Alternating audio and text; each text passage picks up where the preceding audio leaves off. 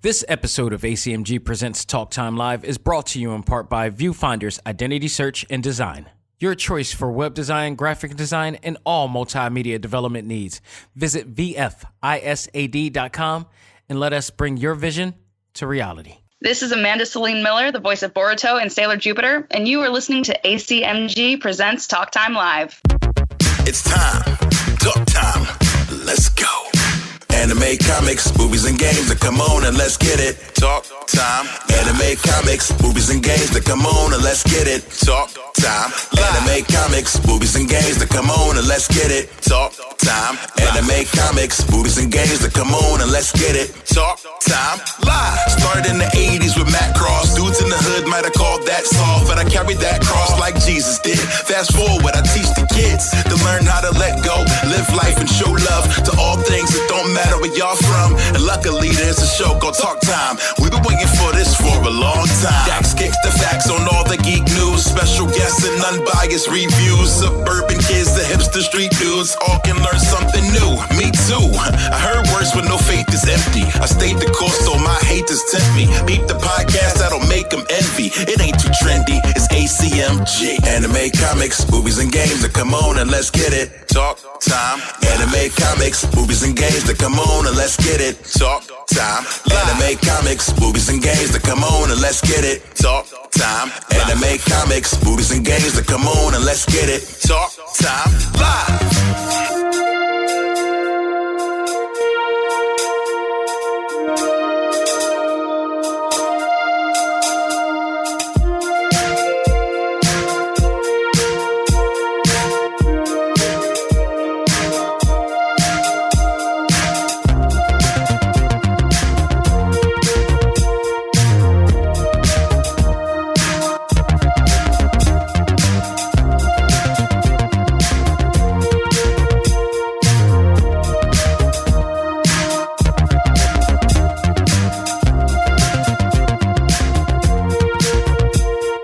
Ladies and gentlemen, welcome back to the journal of my life that covers all things anime, comics, movies, and games. This is A.C.M.G. Presents Talk Time Live, the Prime Show. I'm your host, Xavier Josiah. I hope everybody's having a great week.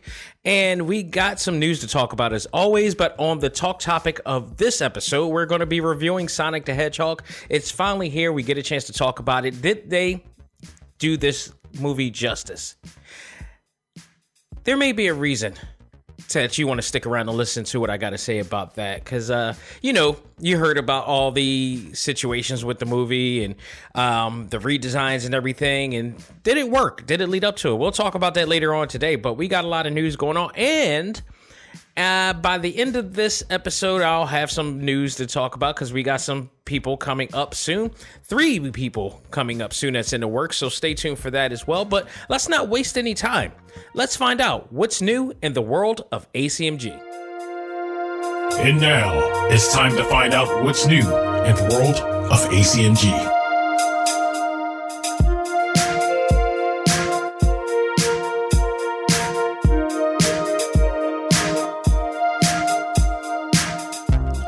All right, so I would believe let's start with possibly the biggest news of the week that everybody's talking about, and that is the recent reveal of Robert Pattison as the Batman with suit on, cape and cowl all on. There was a teaser that was shown out recently, and of course, you got social media, mostly Twitter, that are making a big giving their say on this and their own way. Twitter is just such a negative beast.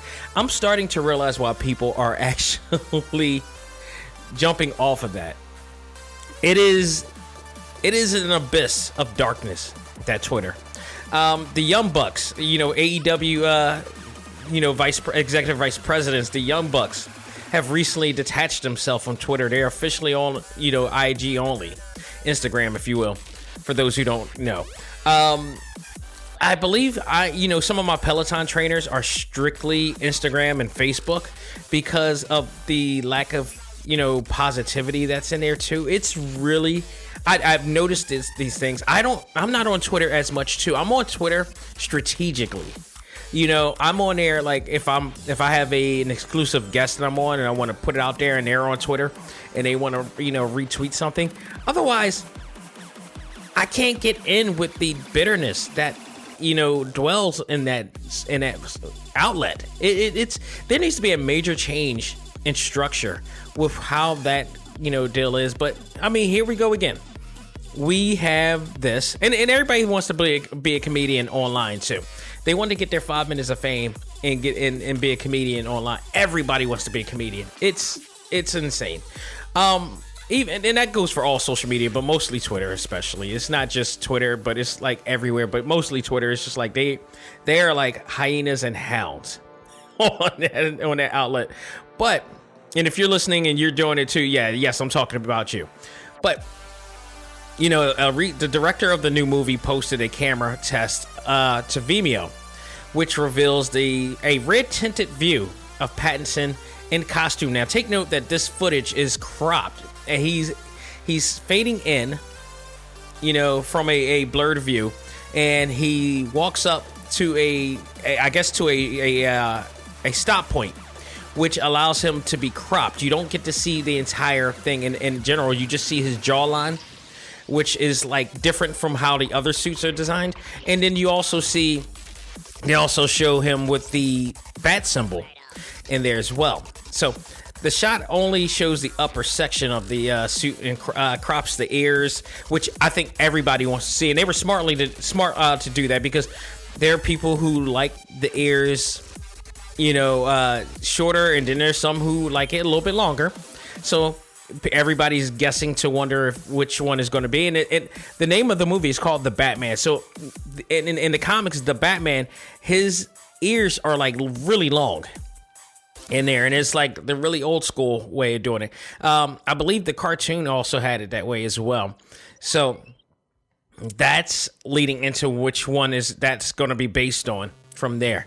It's been rumored, and only rumored. There's no fact to this. I've heard it when I was at the movie theater, and my man who works at the movie theater was telling me that too. And then I also heard it online as well, that people are saying that the bat symbol poses some significance, as it is to be made from the original gun that killed his parents. Now, if that's true, that's kind of awesome. I like what they did there. And if you look at it, it does kind of look like it was grafted and molded from a gun holster, sort of, kind of. So it has not been totally confirmed by the director or anybody who's working in the studios exclusively, like an executive producer or whoever or the writers or whatever.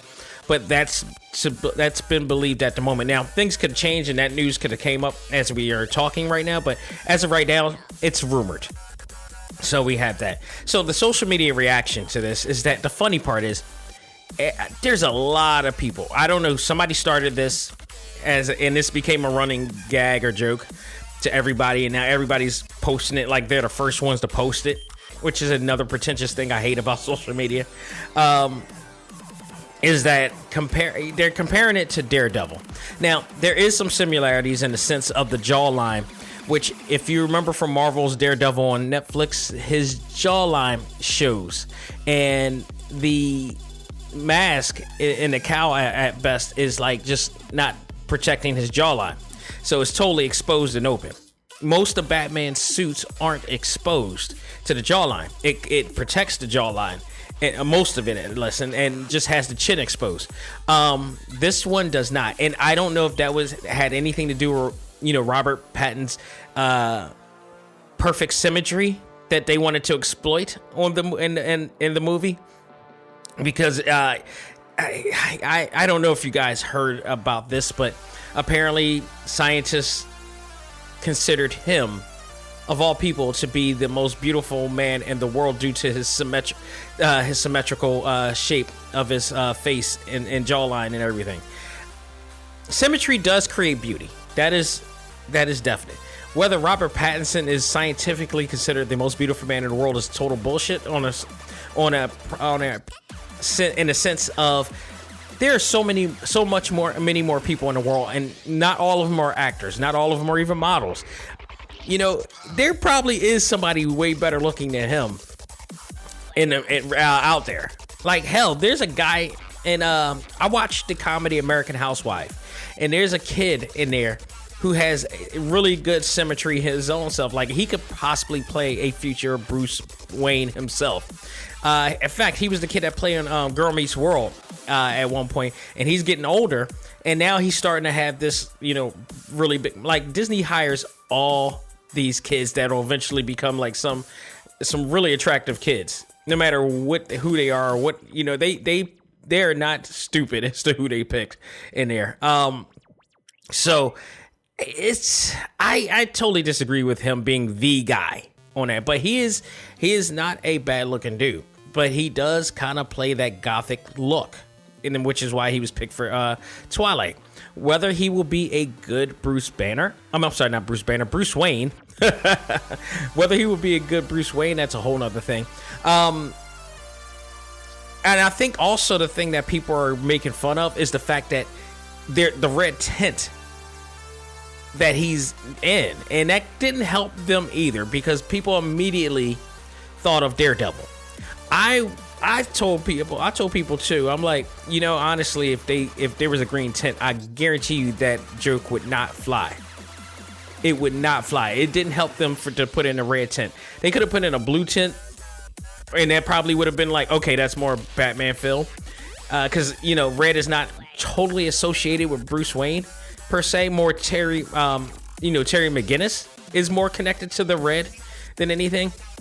But then if you would have made it green, I'm like, okay, what? He's Green Lantern now? So I think the red tint didn't help them in a sense. And it just immediately, with the design of the cowl, just immediately had people think that it was, a Daredevil ripoff in its best. So not too much of a good start from a visual standpoint. But again, we've only seen a crop of this. And I hate to hear people make a full prejudgment of something that we haven't even seen yet. We've made so many mistakes of people doing that in the past, and especially when it comes to Batman, of all things. Like, I can tell you this: when it comes to movies, and when it comes to comic book based movies, we never learn. We never learn, and the one lesson that we always keep repeating: patience. Some things aren't gonna be good based on what we see. Like, Venom, definitely. Fantastic Four, the last Fantastic Four movie, definitely.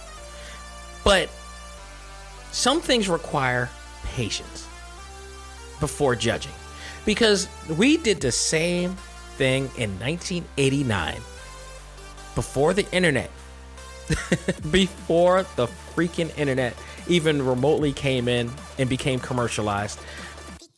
We had something in the matter of Tim Burton's Batman. And the pick that Tim Burton came up with, of all people, was Michael Keaton, comedic actor, Mr. Mom, Night Shift, Michael Keaton.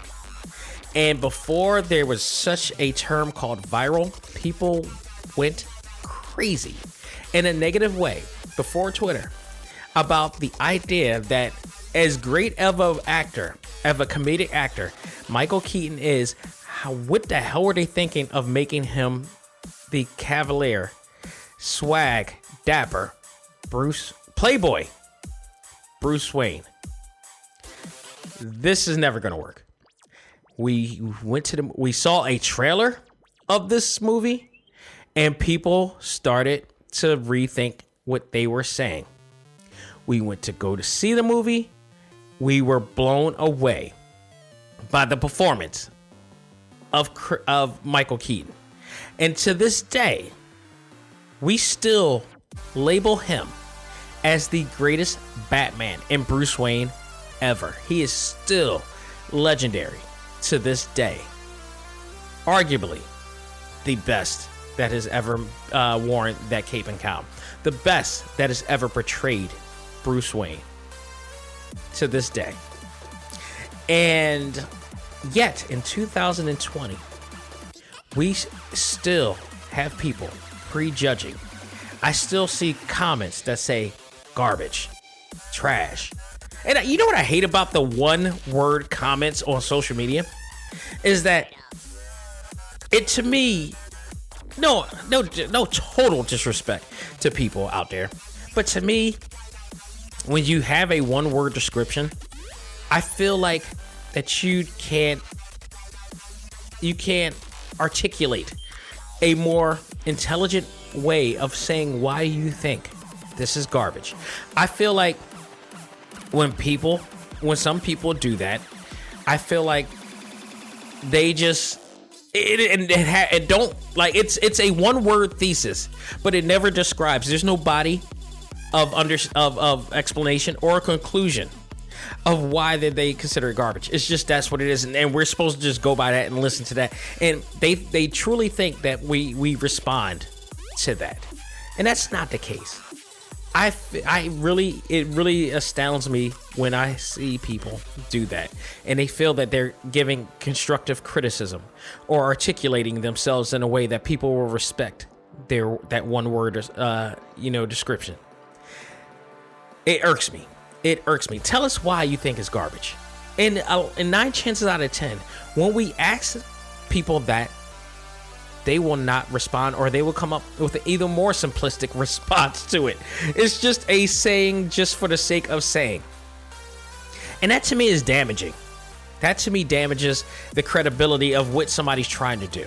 And that to me pisses me off. And I at least let us see a little bit more. And to me, that video, the screen pics that you see, that little less than 1 minute clip, tells us nothing. It is nothing more than a teaser. Let's wait till we see a trailer at least to see, like, okay, this looks like something enticing and original and exciting that I want to invest in before you do it. Like, when I saw the Venom trailer, me being a huge fan of Venom and loved his story, the story of Venom, the original comic book story of Eddie Brock and his hatred for Peter Parker because Peter Parker exposed him for the fake news story that he did of Sin Eater, which led to Eddie Brock losing his job at the Daily Bugle and losing his everything. And his hatred for Peter Parker began as he is in the damn church. I shouldn't say damn church, but as he's in the church, and the symbiote that Peter Parker just freed himself from feels the hatred and assimilates himself to Eddie Brock, and they merge to bond. And from that point, they have a vengeful agenda against Peter Parker, which leads to some of the best stories I have ever read from Spider-Man. One of my favorite stories and favorite enemies of Spider-Man is Eddie Brock and Venom. The one guy that can actually scare Peter Parker, that will keep Peter Parker from telling jokes, that will freak Mary Jane out into therapy. That was Eddie Brock. And here we get this movie with a new storyline because they don't have the rights to use Spider-Man at the moment. And they totally change it around. They make him a protagonist, which is nowhere near what you should not do with Eddie Brock. With a monster like Venom.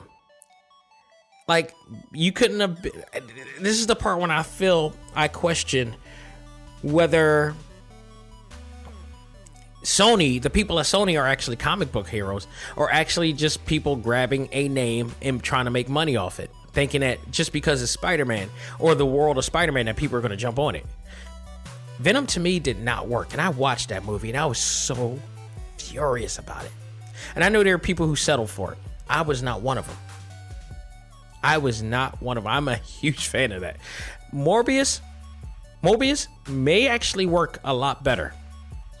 I was a little bit down with that when I like what they were going with that, and the fact the possible connection of Spider-Man because of their agreements and agendas there.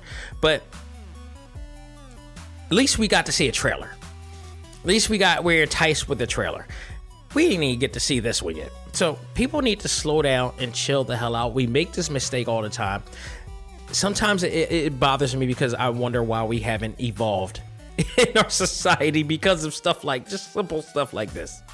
So in my opinion, I can't make a total judgment on this because we haven't seen everything yet. I've never watched anything that Robert Pattinson did. I will never watch Twilight. I will never have a desire to watch Twilight. And even if whether you loved him in Twilight or hated him in Twilight or hated him in any other thing, sometimes it just takes one role to define one's career. This can be the defining role that may skyrocket him throughout other things. And when it comes to Batman, this has always been a make or break role for actors. Like George Clooney almost didn't survive doing Batman. It almost killed his career, and he admits that he did a bad job at that. Val Kilmer, we haven't really seen him in too much after his role as Bruce Wayne. And I always believed he was never a good Bruce Wayne or Batman. It just didn't work. It did not work at all. They tried to, it also, again, it really shows how really good Michael Keaton was at this role. That was a defining role for him. And from that point, he skyrocketed from even to this day when he played Adrian Toomes on Far From Home and he played on Birdman. I mean, the dude is just awesome. He has such range in his ability to act. And I think he's incredible. He's incredible. This will probably be my first time ever seeing a movie involving Robert Pattinson, and we'll see. We'll see. And I'm looking not through Twilight eyes or any other movie that he's watched. I'm looking from new eyes and how this guy's going to be able to portray it. So we'll see. But let's just wait until we at least see a trailer. At least before we go off and make judgment. It's like prejudging like this is just making you look stupid. So let's chill for a bit and just, let's see how this progresses. Things are progressing along and we'll just see from there. So, of course, when the time comes, then we'll judge it from there. So let's move on to some other news that we got in this week. Aladdin. Disney is looking to make a sequel, which is in the works according to Entertainment Weekly. The company is working on a new film, yet no word on whether the actors or director Guy Ritchie will be on board for this version. The film had mixed reviews, including myself. I actually didn't review the movie on here, but I recently seen it on Disney Plus because I didn't have a desire to see it in the theaters, and there's a reason why I didn't have a desire now. I never got a chance to even finish watching the movie because I kind of drifted off. And just seeing Will Smith sing at the beginning just it was weird. I don't know. It's a Philly thing. I'm used to the brother just like rapping all the time. But it was weird to hear him not only try to sing in a musical, but also try to, I guess he was from I forgot, the Middle East, where I guess they were located from, and he just sounded like Will Smith. He didn't even try to put in an accent or anything like that. It was so weird as to what they did with that movie. But once the movie came through, it was a little better, but I just never really finished it. Like Lion King, I did like, and I'm still now, after watching that, I'm wondering why was everybody bitching about that movie?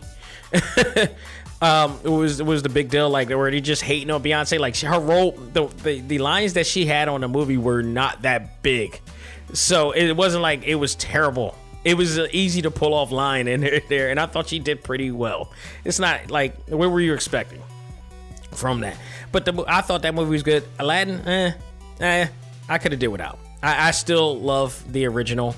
Now it's not to say there was some bad. Some good scenes in there. I did like some things about the movie, but overall it was like I could have did without it. But it was also announced that a spinoff to the movie will be which will focus on Billy Magnussen's character, Prince Anders.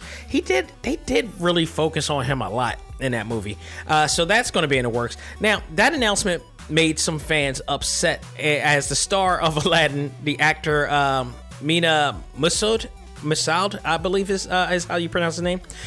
He revealed recently that he has yet to get an audition after the release of the live-action Disney movie. That's really interesting. I don't know if it was because of the lack of success from that movie or whatnot. I don't think, if anything that I can say about why I didn't like the movie. It wasn't because of him. It was just the overall thing. Like, I felt that he did really well in his role. Why he's not getting any gigs after this, it's amazing. But through the people that I've had the chance to meet, that are established actors that are consistently working, whether in commercials or TV shows or anime or whatever like that, I hear all these stories. I mean, you can hear these stories on the interviews that I had with some of these actors. They tell it to you straight, like, it's not easy. Like, not everybody is going to get it easy once they do one or two movies or whatever like that. They're not riding around always in Rolls Royces or whatever like that, but they make a good living once they get that mark, once they hit that, stride, They constantly make a good living doing it. By the way, shout out to Molly Flanagan. She recently did a commercial for State Farm with Chris Paul in there. It's awesome. I don't know if you guys will see it or have seen it, but I love it. She posted it on her page and everything. It is awesome. I am looking forward to seeing this. She said it was going to hit the East Coast, but hopefully it does. It's a really good commercial, and Chris Paul really does acknowledge her and says Molly as well. So shout out to her on getting that gig. It's pretty awesome. But again, as far as a new Aladdin, like, where are you going from here? Where are you going to go from here? They already kind of killed off Jafar, I guess. Where else? I mean, granted, that's not true because they could go anywhere with this. I mean, they did have a Aladdin television series where they had different stories going on. So I guess you can still do something with it. But the idea is, does anybody really want to see an Aladdin sequel? Do we want to really keep this ball rolling here? I feel like it should just be a one and done tribute to the original animated movie, and that's it.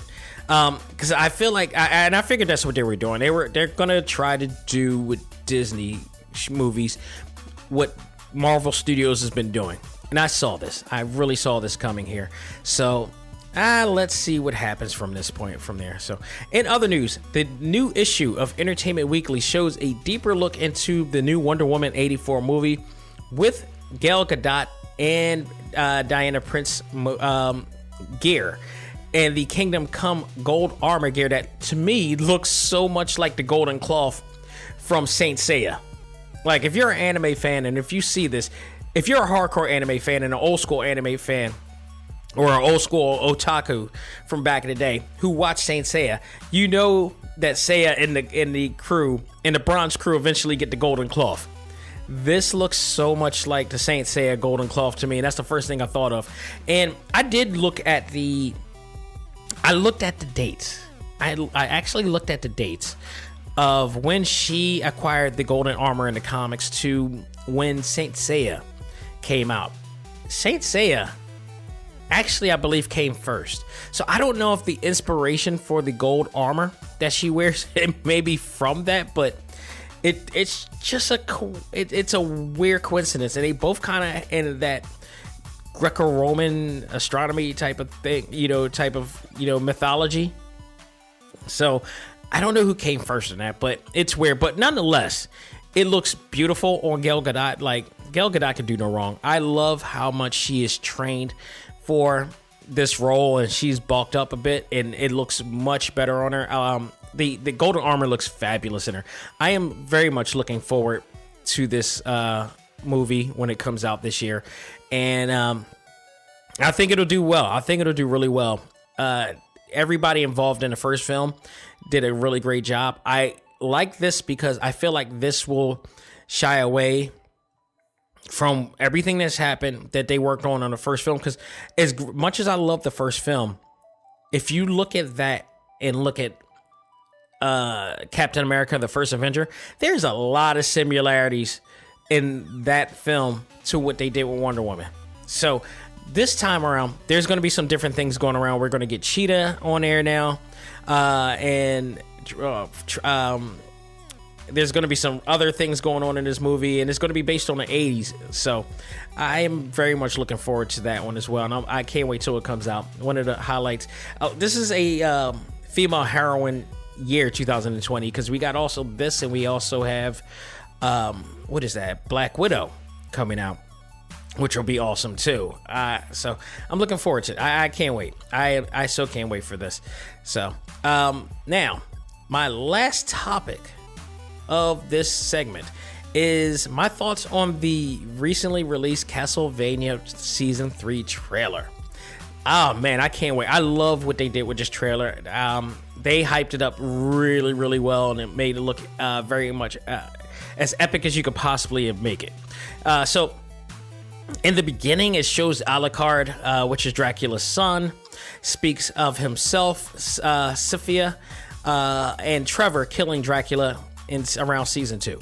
We see humans being raided and killed by night creatures, which is led by Carmilla, which, if you remember when we talked about this on our previous episodes, she's looking to be the main antagonist of this season. So we're going to see how that goes. And I still don't know which game they're basing this on, or whether this is going to be based on any of the games from there, but the douchebag director of it did say that it was going to be sourced or based on one of the other games out there. So we'll see. We also see what appears to be a new character, which we also talked about that before, that's in here as well. So that'll be interesting. I mean, it looks, to his credit, he does a phenomenal job. I just hate the way he carries himself. It's so pretentious. It's so stupid. Like he has a pro wrestling persona, and I'm like, dude, you don't do this. This is so stupid. Like, if he was just chill and just does what he do, I'll be okay. But he's got to be annoying. I've known people like him before. The people that I know that are kind of like him, they don't. This dude is he's taking it to the extreme. It's just ridiculous. It's really dorky too. But to his credit, he makes some really great TV series. He's done Castlevania, amazing justice here. We also see the blade of Trevor's chain whip transform and evolve as well. So season 3 will premiere on March 5th on Netflix. I cannot wait. I'm looking forward to it. I know it's going to be good. I'm also, if you guys remember talking about it, the director also mentioned that he has the rights to use Devil May Cry. So he claims that there will be a crossover between Castlevania and Devil May Cry. I'm looking forward to that as well. I'm hoping that our good friend of Talk Time Live, Ruben Langdon, will reprise the role. And if he's not, I will really hate this director for it, because why not? Why wouldn't you use him in this movie? So, and if that happens, rest assured, Ruben will be back, and I will love to talk about him and the experience that he may or could have in this. Either way, I think I'll ask him to come back on the show for his 4th to talk about whether his experience on air or why he was not picked on air, because we'll see how that goes. So folks, that will do it for what's new in the world of A.C.M.G. We're going to take a break, come back, and review Sonic the Hedgehog. Did it make it? Was all this redesign worth it all? We'll talk about that right after this. Ladies and gentlemen, this is Dak Xavier Josiah, the host of A.C.M.G. Presents Talk Time Live, the podcast. You want to catch up with all of our podcast shows and hear from some of the hottest names in all of anime, comics, movies, and games, such as... This is Miley Flanagan, the voice of Naruto. This is Stephanie Shea, the voice of Sailor Moon. This is Ruben Langdon, voice of Ken Masters and Dante from Devil May Cry. Hey there, this is Kyle Hebert, the voice of Ryu from Street Fighter V. This is Chris Battle, character designer of Teen Titans Go. Here's your chance to check out all of that and more on TalkTimeLive.com. TalkTimeLive.com provides all of our ACMG content with new and previous episodes, exclusive interviews, articles, and much more. Visit TalkTimeLive.com and let us help you learn to let go, live life, and love all things ACMG. Talk Time Live. This is Stephanie Shea, the voice of Sailor Moon, and in the name of the moon, you are listening to ACMG Presents Talk Time Live. Do it. And now it's time for our talk topic of the week. Ready? Fight!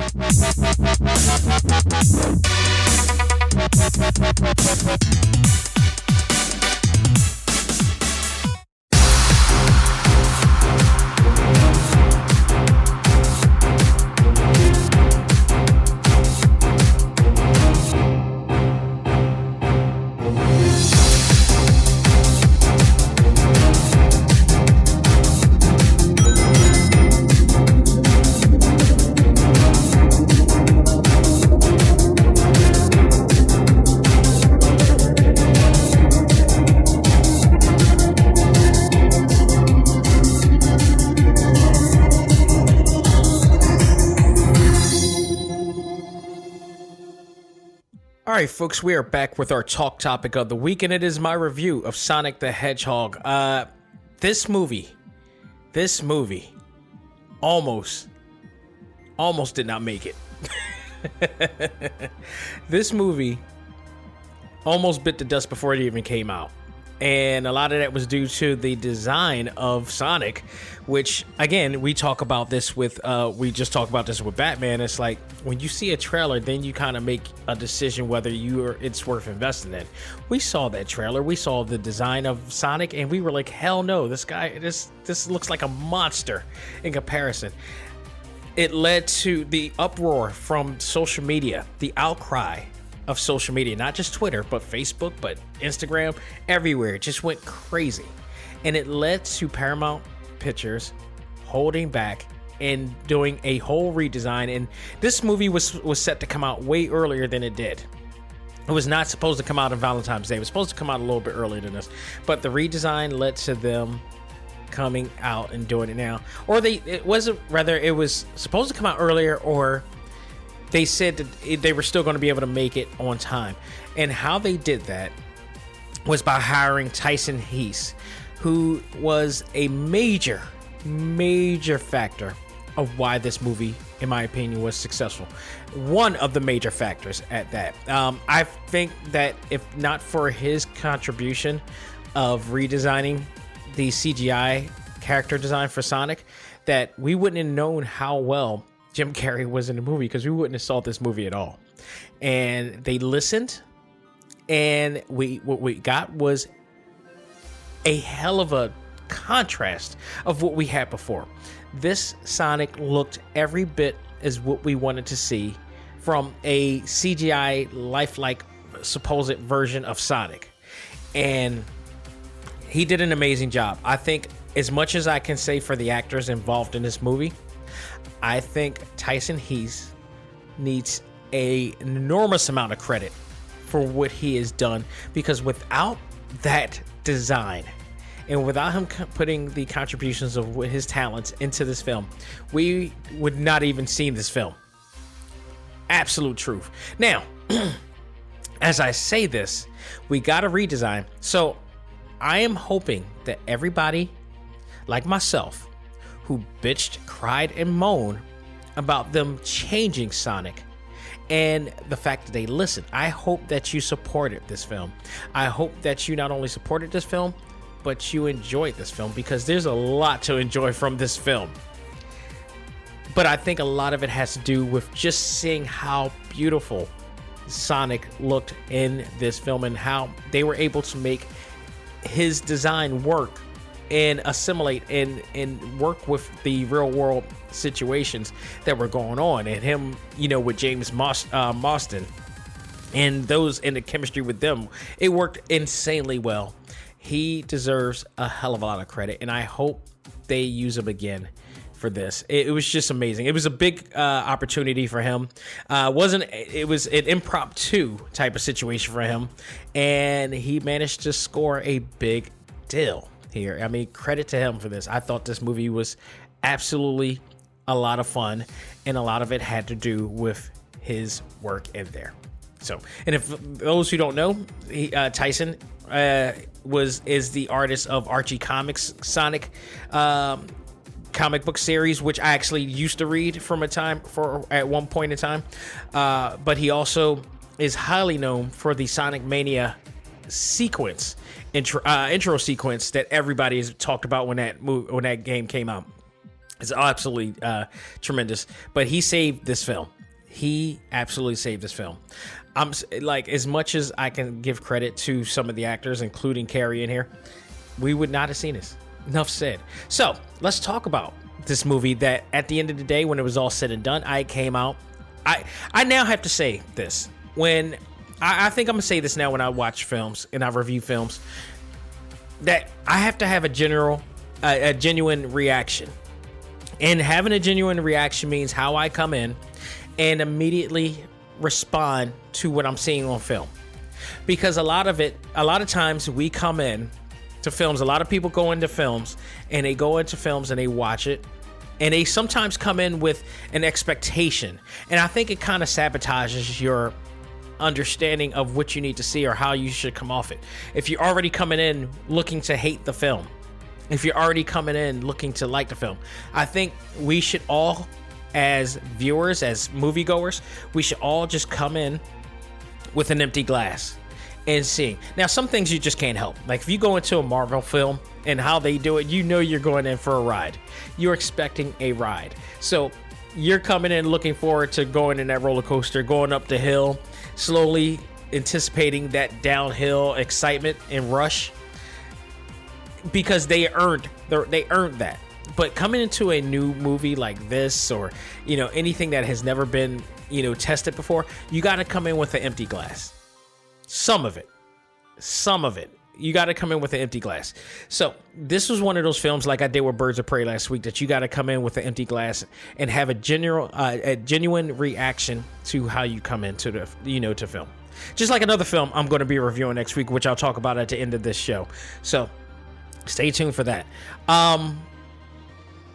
So basically, I came in with, okay, they really redesigned the actual character, and then the trailers started looking really good. So I was like, I bitched about this enough. They did what I asked. I'm going to pay my ticket. I did.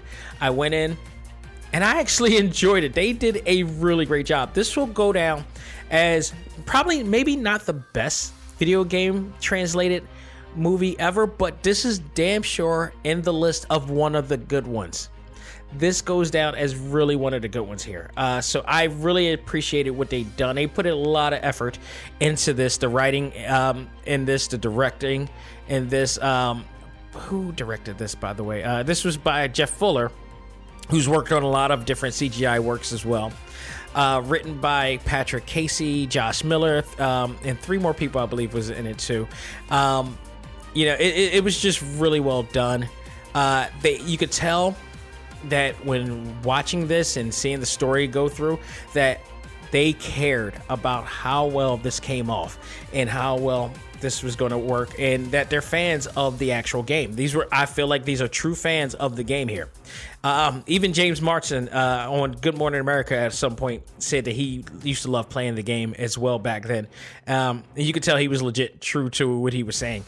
So you have a lot of fans, and that always helps out. In how well these movies, whether it's comic book or video game related, plays in. So that helped a lot. So what they did, and normally films like this, when it has something to do with a beloved iconic character, say the Smurfs, if you go back into the 80s, Masters of the Universe, and now Sonic, they had these little storylines, this formulaic storyline where you have the character in their own world somehow gets teleported into our world, in the real world, and now things start to mix up. Now, that has failed so many times. Now, as much as people like Masters of the Universe back in the day, I can't wait till they make a new one, because the whole idea of them coming into the real world and all this stuff, it was kind of just BS. I liked it, but didn't like it at the same time.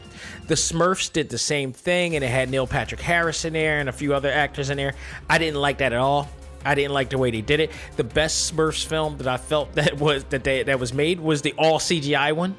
I felt that was just so close to home with that one. They should have never did a live action version of the Smurfs. I hate when they do that. They did the same thing for here, but here it worked. They made it work here. For a lot of reasons. Well, one, this is not the first time they did that, and I feel like that they kind of took from Sonic X. If you guys remember the anime Sonic X, it's Sonic and going in from his world into the real world. So they kind of, had this tested out before where it can work. They did the same thing here, but also really, really kept it so close to the actual game. There was a lot of game references in here. For instance, the real world town of Green Hill, which is also the name of one of the stages in Sonic. So I like the fact that they did that. They also did reference and show at the beginning of the movie the actual world, which is exactly like the stages that we love so much in the Sonic world, and they made sense of that. So they pointed out a lot of great references. They didn't like just try to suspend the belief of our, the fans, the hardcore fans, and they were in the theater, hardcore fans in the theater that I went to. Now, I was supposed to go into like my normal early, like 12 o'clock early bird, just to get in, get out type of thing, but that didn't happen because I was getting an AEW wrestling ticket for Philadelphia in April. So it was at the same time where I was supposed to go on my 12 o'clock, so I couldn't make it. So I ended up having to go to the 3:30 showing and there. So yeah, I ended up buying 2 tickets, but what can you do? So I end up going, and like to my misfortune, or somewhat to my fortune, I end up having to go when a lot of parents were coming in with kids. So that kind of was like a thing, and the kids were like, there were some kids that were rowdy, but not a big deal. But I ended up liking the fact that the kids were there because this is a family film. So you got the families who, no doubt, if the parents in there that brought the kids to see this movie were also fans of the video game. They've been fans for all the time. We also had, people like myself who are fans of the game, and couples that were fans of the game too. I remember a couple that was sitting next to me had, like, I believe a Shadow, like, plush toy with them. And they took pictures of it and all this stuff. So there were it was packed full of families and kids and everything. So I get to see the kids' reaction to this. So you have an entire different demographic here that I'm, observing as I'm watching the movie as well. So I can tell you this, the kids absolutely enjoyed this film, as well as the parents. There were really funny moments in the film that everybody laughed at the same time, so it did really work with everybody there. I like the fact that they did that. And there were some moments where the kids were really excited about. So this to me was a major plus for them. And I think a lot of that has to do with that design, that familiar design that Tyson He's really worked it, along with certain actors in the film that really made it special as well. So basically the story of the film is basically like based on the blockbuster game that Sega created, and it tells a story of Sonic and how everything began. Literally everything began from the time when he was a baby Sonic, and he showed the baby Sonic, which is a really good fan thing because people like in Sonic 1, he's like kind of small and short and little with little steps. But then as the later, games came on, they redesigned him, gave him longer legs. He kind of looked a little bit like he's growing up a bit. And then especially when he went into 3D. So he embraces a new home on Earth due to the fact that his foster parent, I guess, by the name of Longclaw, which was, I believe, I think she was an owl, if I'm correct. She was trying to protect him, and they recognized that Sonic was a hedgehog with this extraordinary ability of speed, and she felt like if anybody in that world knew about his power, that they would try to take him, which was the same premise of him going into Earth. So apparently this tribe found out that he was of him, and they discovered him, and Longclaw winded up trying to protect him, only to be killed. But she gave him a bunch of golden rings, iconic gold rings that we see in the game all the time, which is used to teleport him to anywhere that he thinks of. And she sent him to Earth, and hopefully that he could protect him. And she told him before she left to, keep running, keep hiding. If you get discovered, to teleport to another world immediately. So this led him to leaving Earth, and unfortunately it appears that she might have actually bit the dust. We don't know. We don't know what happened to her exactly, but that's what it came off like. So we then see him on Earth, and he survives by creating his own cave home, and in the midst of this, he ends up discovering a cop named Tom, played by James Marsden, and who is also a cop in Green Hill, and it's like really quiet in this town.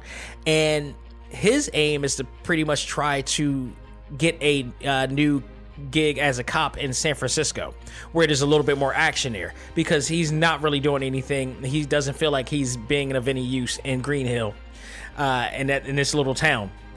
So, but in the midst of this, Sonic has discovered him. He's discovered his wife, who plays by Tika Sumpston, who plays on Mixed right now, and I love that show, which is the spinoff of Blackish. So she plays Rainbow pretty much, and she goes by the name of Maddie Wachowski in this, and James is Tom Wachowski. So they're married and they're trying to move, and she's, they're cute little couple, married couple that has been ride or die for each other throughout this whole thing. And so he's been accepted to go to San Francisco as a cop in there, and pending that he has a clean background check. So this leads to Sonic actually interacting with them based on the fact that Sonic discovered that how lonely he really was in the world, and he only entertains himself, and he was becoming really angry about it at the baseball field, which led to him actually causing so much of a electrical charge within himself that he ended up creating a electromagnetic pulse, which took out not only everything in the entire country or state, but also satellites in space. It was that deep. This then led to the government looking into it and tracing that energy surge. And it also led to the government hiring somebody that they didn't want to hire in Dr. Robotnik, played by Jim Carrey, Dr. Ivo Robotnik. And I haven't seen a Jim Carrey movie in so long, and it really is a testament of how legendary this man has been, because he did not miss a beat. Jim Carrey has acted like Jim Carrey for years, no matter what role he's played. He's playing one of the most iconic video game villains of all time. And this man has redefined that character doing Jim Carrey. He was just nothing short of phenomenal. So when Dr. Robotnik comes in, he's supposed to be the smartest dude in the world, but also the most arrogant dude in the world. And he has the ability of creating advanced tech that nobody's ever seen, and he's out to find Sonic. And from this point, you know the rest. I mean, if you played any Sonic game, you know where to go with this. But this time, he's able to team up with Tom in order to do so. But by doing so, Robotnik becomes a little bit of a bully to Tom and try in search of Sonic, who, those two end up finding each other. He tranquilizes him or whatnot, but he ends up hearing his story, and it just turns into a whole thing. Robotnik ends up turning Tom into a fugitive, and these guys are on a road trying to get away from them, but also trying to find the rings that Sonic lost in San Francisco, because when he tranquilized him, he wind up, using one of the rings and ended up going to San Francisco. He was about to go to San Francisco, but ended up passing out, and the rings dropped in a building in San Francisco. So they're on a trail to look for the rings so he could get out of there and go to the Mushroom Kingdom, or not the Mushroom Kingdom, the Mushroom World, quote unquote, that he did not want to go to. So this leads into a whole bunch of chases and everything. And from this point, this is the great part about the movie, because you see every bit of characteristic that you see from a Sonic video game. All these different type of vehicles that Robotnik is using to try to get Sonic. Sonic is fighting them off, and I thought that they did a very good job capturing those moments that you are recognized from the video game. So it was like watching live action boss moments in the game, in different occasions, because that's the thing. It's like you beat one of his contraptions, and he moves on. You foil his discovery, and then he comes back with something else, and all through the thing. So there were a lot of great great moments in this that really put in some characteristics in this game. I want to talk about some of the actors in this that I really enjoyed here that really stood out, did a really great job. Ben Schwartz, who was the voice of Sonic the Hedgehog this time around. I think this was his first time playing as Sonic. The guy who normally plays Sonic, I forgot his name. I'm surprised he didn't get him. The guy who plays Sonic in all the games and in the animes and all the stuff. They didn't pick him. I don't know why, but this guy. Note on IMDb. Side note. He is credited to play in a series called MODOK. And yes, I'm talking. If you're a Marvel fan, yes, that MODOK. I didn't know that they were coming out with a MODOK series that he's going to be starring in, and it's coming out this year apparently. So. Stay tuned for that.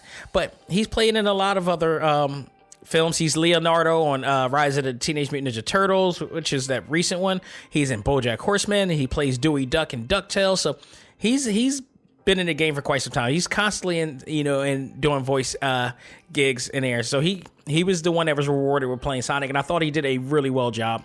Every bit of characteristics that you've seen from Sonic, whether in a video game or other anime or cartoons or whatever like that, was there. And they even brought up the chili dog thing, too. I thought that was awesome. So a little shout out to that one. Tika Sumpter, I always loved this actress. She played on, what is that? Ride Along 1 and 2 with Kevin Hart. She also plays on, like I said, Mixed as well. She's a really beautiful, talented actress. And she played Tom's wife here. She did really well here as well. Shout out to her. But then Jim Carrey kind of stole the show. Sonic was one thing, but his play off of Jim Carrey and their two playing off of each other, it was phenomenal. Jim Carrey, I think, also deserves just as much credit for this film as Tyson Hesse was. Tyson helped create a phenomenal looking Sonic. Ben Schwartz played off of that Sonic, but for every good protagonist has to have a greater antagonist, and Jim Carrey played this up. Like I said, he redefined what we think of Ivo Robotnik. He redefined this character in here. He really stole the show. He was hilarious every single time he was in here. It was vintage Jim Carrey, man. I love it. James Marsden also. I know he's played in other things. He's played on The Notebook and he's played in other things, but dude, he's always Cyclops to me. And I also loved him in Anchorman 2 as well, but he did really good playing as Sonic's best friend, Tom, in here as well. Lee Madub, if I'm correct, as Agent Stone, who was like Dr. Robotnik. If you ever watch any of the cartoons or anime, Dr. Robotnik always has a assistant or side person, so they kept that with him on this, and Agent Stone was his guy, and he played off of the Robotnik as well in here. They did a really great job in here. Everybody else, I think they were the biggest. I do got to give a shout out to the girl JoJo, who played by Melanie. I believe it's Nyman or Newman, just spelled differently. I thought for the short time that she was on the film, she did really well. She played a very significant scene in this film as well.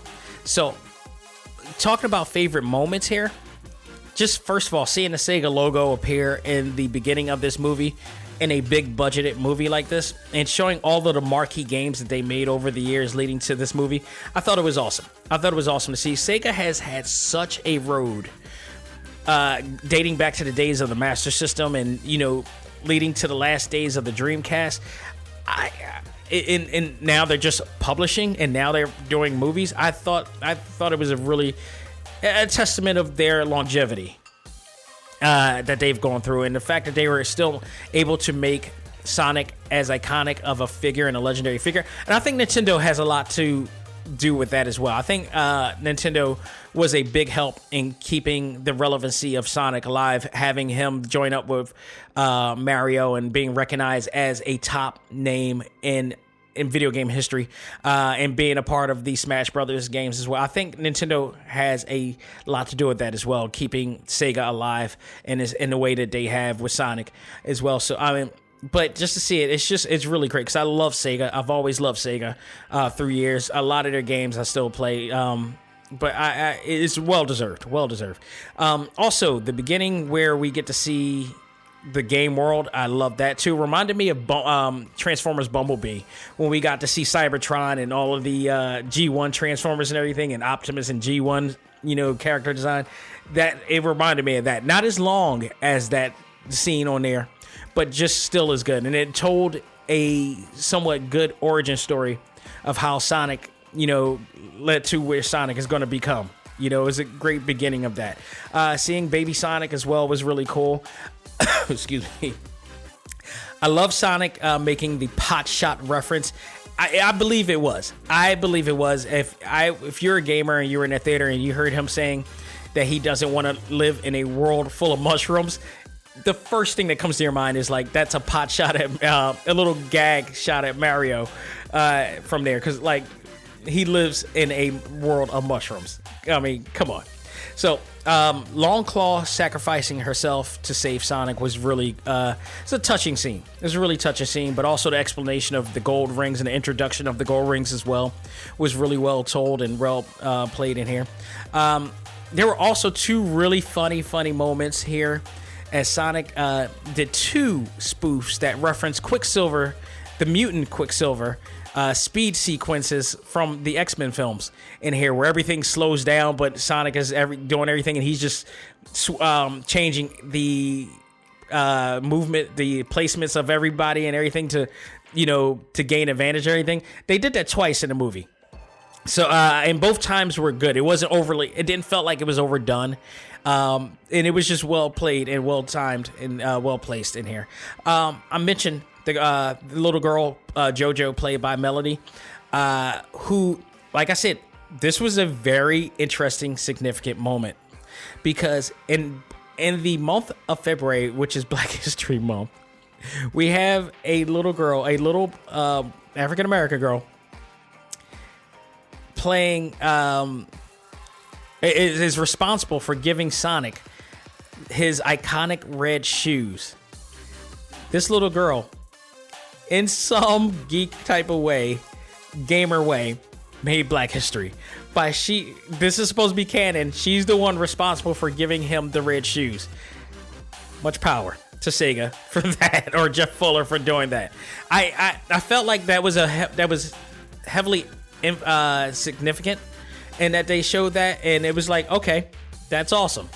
We got a little black girl giving the shoes to Sonic. I felt that was kind of in a sense in the same way like we saw Sam Wilson get the Captain America shield. I felt like that was a thing. That was like a great little wink thing for me. I was like, okay, that's awesome. They brought some great attention to that little scene there. So also Sonic calling Robotnik Eggman. So I literally saw people in the theater really get off on them saying that, because he's Dr. Eggman in Japan. So I really thought that was a really nice touch, and still being able to call him Robotnik. So just like I said, anything that Jim Carrey has done was priceless in this. I thought it was he's just phenomenal. He really helped make this film really great, and a great crazy antagonist. It was a great scene too, seeing him play his playlist as he was getting ready to go after Sonic, and Agent Stone just pops up out of nowhere with his latte or whatever like that. Such a great scene. It's just great chemistry all around in this show. But then we saw the movie end, and we wondered, I was this close to leaving. If I left any earlier, I would have missed out on both of these end credit scenes. The first end credit scene, we find Robotnik is, I guess time has gone by. He has shaved his entire head and his mustache is grew out. So now he officially looks just like the Dr. Eggman or Robotnik that we all know and love. So we have that going on here. And then he says he will absolutely calculate that he will be back a year from now. I guess that's hinting that there will be a sequel. Not really sure that, because if I remember correctly, there were reports or words that saying that they fired the entire studio that made Sonic the Hedgehog. So I don't know. I don't know what's happening here, but the second credit scene definitely told us that there's going to be another movie, because we see somebody coming out of the ring, teleported from the ring. They only show the bottom of it, and you see a pair of sneaks. And then furthermore, as the camera rises, we see orange legs, and by that point, people knew, and people in the theater, in my theater, were starting to get really excited. And lo and behold, as the camera moves up, we discover that is none other than Tails. And I'm not joking. There were adults that were getting excited, but the kids in there who absolutely knew who this character was went crazy in the theater for this. And the same way that adult comic book fans goes crazy when seeing Thanos in the first Avengers movie. I thought it was such a great thing to witness in the theater. I absolutely enjoyed seeing that, and the kids go crazy. To me, when I saw that, I realized two things. When I saw the kids going, really getting extremely excited for seeing Tails there. One, it said how well they enjoyed the movie. Two, how well they're looking forward to seeing a second movie by seeing Tails there and leading into, like, there's another movie coming. So I hope that this had the same reaction on every theater that this played, because Sonic was a success in my book. This whole entire thing was a success to me. I enjoyed it. I absolutely enjoyed this movie. I felt all of the efforts that they went into pulling into this movie was worth it. I thought, and by the way, Neil McDonough was in the movie briefly in here, and also playing off of Jim Carrey as well. I thought it was hilarious what they did there. But, and take note, one last scene I do like when they somehow got rid of Robotnik, that the government came in and it was about to give them what they thought was a check, but it was a $50 gift card to Olive Garden. So, which was kind of like, oh, that's shady as hell. But I thought it was hilarious. I thought everybody from the actors had great chemistry. Jim Carrey was just ridiculous and can gel with virtually anybody. You had great character design. The story was they managed to make it. The story, even though it was done in the real world, it was still it had all of the formulaic elements of the video game, and they brought it to this. And I felt that it all was so well done, and really well done. And he told a really good story of Sonic wanting to be with family, which they did kind of make reference to the the Fast and the Furious reference, with Dom saying that as well. But I thought it told a really heartwarming story of Sonic wanting to be with family and not wanting to be alone, and Tom struggling to want to be valued and to do something worthwhile as a cop. So it all went well. I thought from start to finish, I genuinely enjoyed what I saw. So, is this the best video game movie I've ever seen? No, but I can definitely say this was a very solid movie based on a beloved video game. I thought they did tremendously well. They took care of this. They took care of this really well, and they listened to the fans. From start to finish. If you have not seen Sonic the Hedgehog and you are a fan of this game series, you owe it to yourself to go out there and you need to support this film. They worked really hard. They worked hard to make sure that they met the demands of us fans, and they did. So if you're one of the few like myself who bitched about the design, it's one thing. Like, if you're gonna bitch about it, be about it.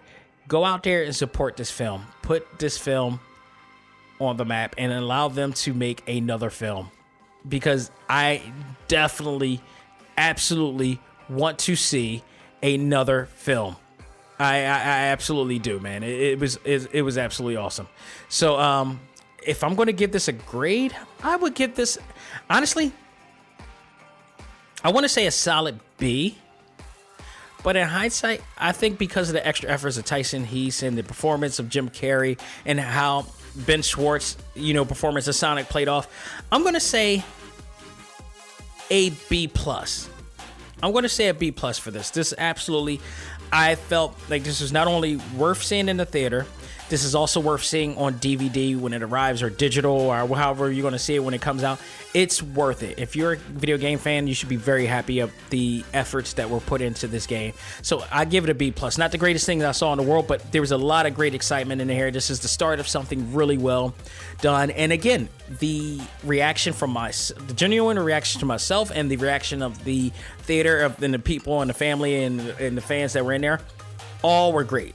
All in unison were great, coming in and out there. So go out of your way, check out Sonic the Hedgehog, folks. That will do it for this episode of A.C.M.G. Presents Talk Time Live. Now, next week, I just discovered something thanks to one Raheem Jarbo, aka Megaran.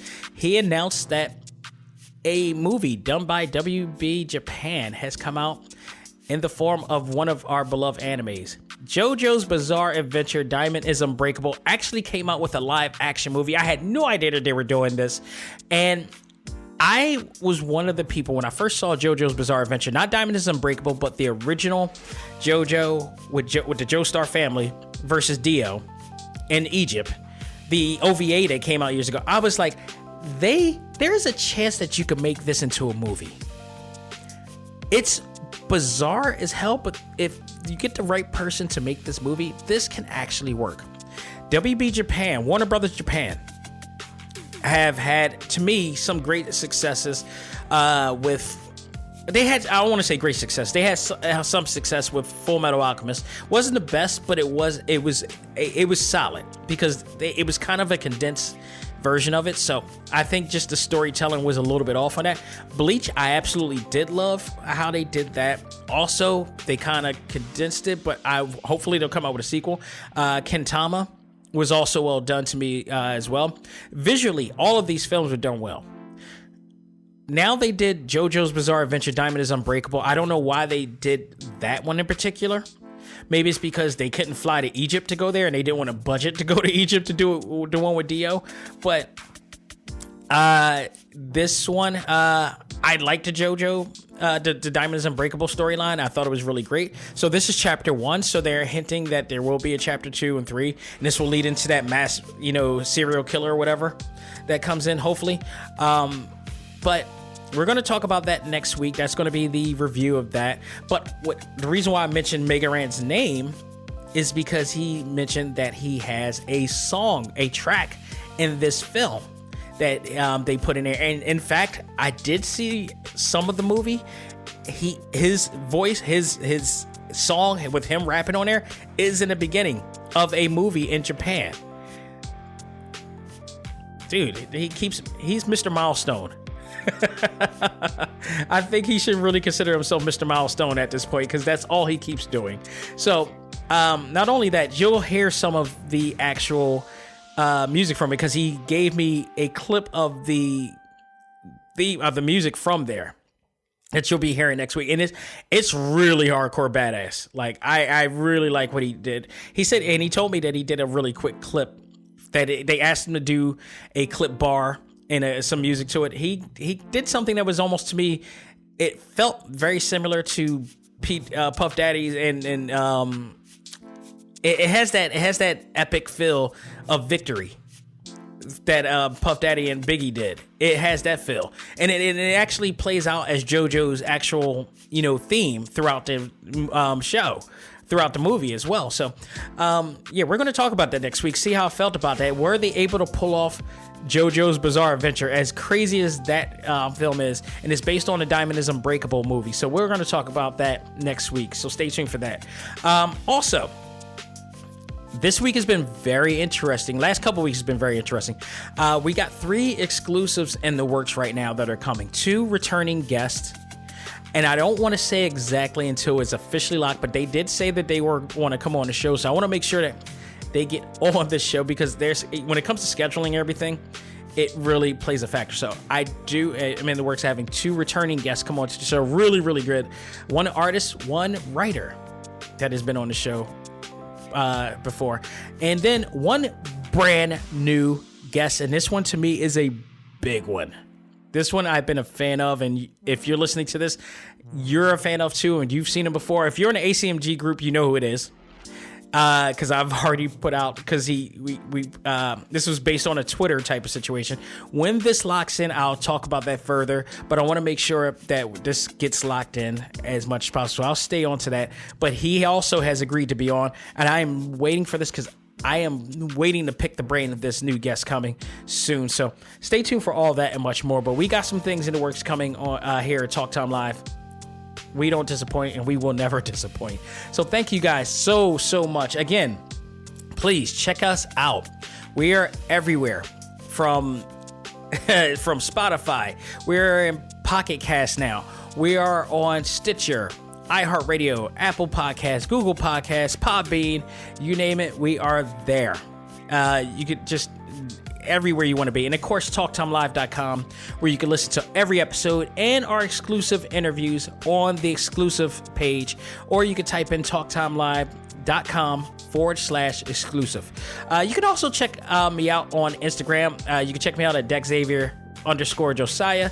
You can also follow our A.C.M.G Facebook group at facebook.com/groups/ACMG1. You have to answer all the questions that are asked in order to be approved and to be a part of the group. You also have to be a part of you have to be 18 or older. You have to have a legit profile. We like every Facebook group out there, we screen out everybody for the protection of the members there. And you have to be ready to be social and be friendly with others and enjoy all the things that we enjoy there. So, if you're willing to do that, and please, I am not letting anybody in who is in 500 groups or multiple, like hundreds, like there's no reason why anybody should be in hundreds of groups. Okay. So just take note of that. I am very wary of people who are in hundreds of groups because they're rather soliciting promotional material, and that means that they have no intention of socializing. Do believe that we know who you are, and we do react to that. We're not letting everybody in. So take note of that. You have to be a genuine person who's looking to be a part of a group and looking to have friends, because that's the way social media needs to be, or a social online experience needs to be. I hate to add the media part in this because I think that takes away from the integrity of social media. So just consider that, and if you want to join us, great. You'll learn that we're a group that is really a significant and special group there. So as well. So, folks, that will do it. On behalf of myself, this is Dex Xavier Josiah saying, learn to let go, live life, and love all things anime, comics, movies, and games. This is A.C.M.G. Presents Talk Time Live. I am out of here, folks. Have a great week. And stay tuned for Select Start, because we'll be having that back as well with some new stuff to talk about and maybe something to review as well. Take care.